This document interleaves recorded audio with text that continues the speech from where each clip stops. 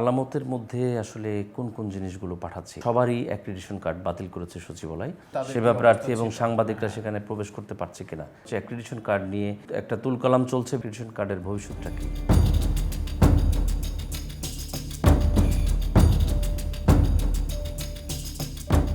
প্রিয় দর্শক, দৈনিক আমাদের সময়ের নিয়মিত আয়োজন হার্ড নিউজ অনুষ্ঠানে আমি আপনাদের সঙ্গে আছি মঈন বকুল।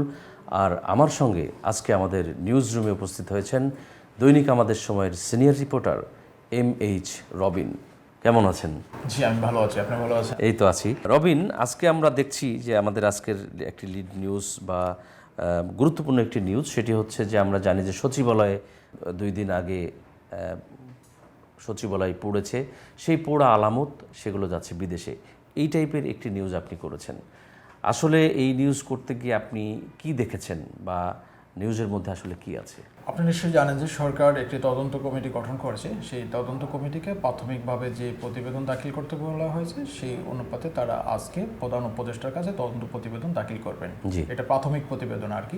এরপর চূড়ান্ত প্রতিবেদনের জন্য আমরা অপেক্ষা করব। তদন্ত প্রতিবেদন নিয়ে তখন আমরা হয়তো, যদি সরকার মনে করে যে এটা সংবাদ মাধ্যমে জানাবেন, তখন এটা তারা প্রকাশ করতে পারেন আর কি।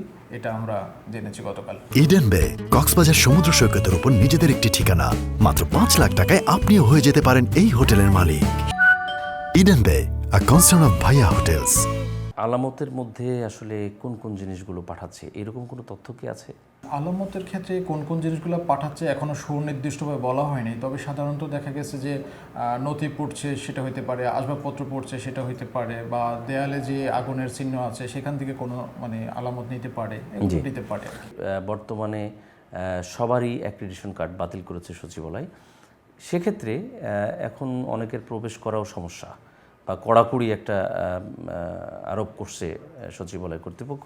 সেক্ষেত্রে আসলে মানুষ কী পরিমাণ ভুক্তভোগী হচ্ছে, বা আসলে বাইরের কোনো, বিশেষ করে রাজধানীর বাইরে থেকে সেবা প্রার্থী এবং সাংবাদিকরা সেখানে প্রবেশ করতে পারছে কিনা, কি দেখেছেন আপনি? অন্যান্য দিনের থেকে গতকালের সচিবালয়ে সকালবেলার অফিস কার্যক্রম শুরু হয়েছে, এটা আমরা দেখছি একটু ভিন্নতাটা কি, গতকাল খুব কঠোর নিরাপত্তা ছিল এবং যারা সচিবালয়ে প্রবেশ করছেন, যারা সচিবালয় কর্মকর্তা কর্মচারী, তাদেরকে খুব ভালো করে চেক করা।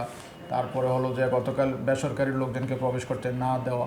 শুধু বেসরকারি না, এমনকি মন্ত্রণালয়ের অধীন যে সমস্ত অধিদপ্তর, পরিদপ্তর, বোর্ডগুলো আছে ঢাকা শহরে, তারাও বিভিন্ন কাজের জন্য বিভিন্ন ফাইল নথি নিয়ে তারা সচিবের কাছে আসেন, উপদেষ্টাদের কাছে আসেন। এরাও এসে অনেকটা বিড়ম্বনার শিকার হয়েছে সচিবালয়ের প্রবেশদ্বারে। কারণ গতকাল খুব টাইট সিকিউরিটির কারণে ওদের কার্ড খুব ভালো করে যাচাই করছে, বেসরকারি লোকদের ঢুকতে দেয় না।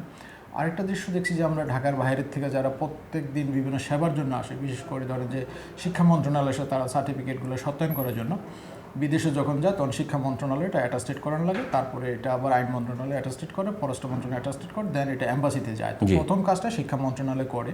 তো গতকাল এরকম একজনের সাথে কথা হয়েছে আমার সাথে, হবিগঞ্জের থেকে আসছে। সে অস্ট্রেলিয়ান এম্বাসিতে কাগজপত্র জমা দিবে, বলছে যে আসলে আমি তো সচিবালয় গেটে ঢুকতে পারছি না। আসলে সাধারণ মানুষ তো জানেও না যে এত বড় ঘটনার পরে যে সচিবালয়ের প্রবেশটা অত সহজ হবে না। আরেকটা যেটা দেখলাম যে সকাল থেকে ওই সচিবালয়ের 2 নম্বরে দর্শনার্থীর জন্য একটা প্রবেশ গেট আছে। সেখানে হলো যে সবাই সাধারণ পাবলিকগুলো ওখান দিয়ে প্রবেশ করে যাতায়াত করে থাকে। তো ওখানে যারা দায়িত্ব পালন করছেন নিরাপত্তা বাহিনী, তারা বারবার একটু পরে হ্যান্ডমাইকে বলছেন যে যারা শুধু দর্শনার্থী হিসাবে আসছেন বা সেবার জন্য আসছেন, তাদের জন্য আজকে প্রবেশ বন্ধ। এমনকি যারা ঢাকার যারা কর্মকর্তা আছেন অন্যান্য দপ্তরে, সরকারি দপ্তরে, তাদের ক্ষেত্রে 5 নম্বর গেট ব্যবহার করতে হবে। অ্যাক্রিডিটেশন কার্ড নিয়ে একটা তুলকালাম চলছে, বিশেষ করে সোশ্যাল মিডিয়ায়। অনেক সাংবাদিক এবং অনেক রাজনীতিবিদ এবং বিশেষজ্ঞ যারা আছে, তারাও অনেক নেগেটিভ পজিটিভ সব মিলিয়ে লিখছে।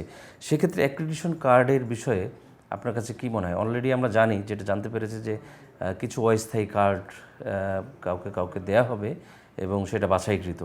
সেক্ষেত্রে আপনি আসলে কি দেখছেন, বা অ্যাক্রিডিটেশন কার্ডের ভবিষ্যৎটা কি?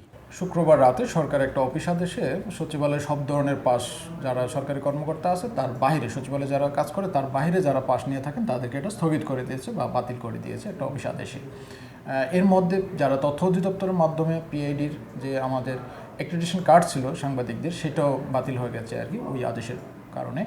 তো এটা নিয়ে আমাদের গণমাধ্যম কর্মীরা সবাই একটু সোচ্চার হয়েছেন যে সাংবাদিকরা কেন প্রবেশ করতে পারবে না, সাংবাদিকদের প্রবেশ করতে দেওয়া উচিত, তাহলে কি সরকার মানে সাংবাদিকদের কণ্ঠরোধ করা কিনা বা গণমাধ্যমের স্বাধীনতা হরণ করে কিনা, এই ধরনের নানান ধরনের কথাবার্তা চলছিল। তো এই বিষয়ে গতকাল আমরা স্বরাষ্ট্র উপদেষ্টার সাথে কথা বলেছি, তো উনি বিষয়টাকে খুব ইতিবাচক দেখছেন এবং সাংবাদিকদের প্রবেশের জন্য উনি বলছেন যে আমার অফিস আদেশটা ছিল সাময়িক, সেটা আমরা আগেও বলেছি, তবে এই বাধাটা কেটে যাবে, সাংবাদিকরা আজ থেকে একটি অস্থায়ী পাসটি সচিবালয়ে প্রবেশ করতে বলে উনি নিশ্চিত করেছেন। এমনকি ওনার সাথে কথা বলার পরেই তথ্য অধিদপ্তর থেকেও এই বিষয়ে গতকাল একটি প্রেস বিজ্ঞপ্তিও জানিয়ে দেওয়া হয়েছে যে খুব শীঘ্রই মানে কার্ড চালু করা হবে এবং এটা আজকের থেকে চালু করা হবে আর কি। জি রবিন, আপনাকে ধন্যবাদ আমাদের নিউজ রুমে একটি গুরুত্বপূর্ণ বিষয়ে সময় দেওয়ার জন্য। জি, আপনাকে ধন্যবাদ। প্রিয় দর্শক, আমরা যতদূর জানি আজ প্রাথমিক প্রতিবেদন, সচিবালয়ে যে আগুন লেগেছিল তার প্রাথমিক প্রতিবেদন আজকে জমা দেওয়া হবে এবং এই অধিকতর তদন্তের জন্য এই সচিবালয়ের কিছু আলামত বিদেশেও পাঠানো হচ্ছে বা হবে।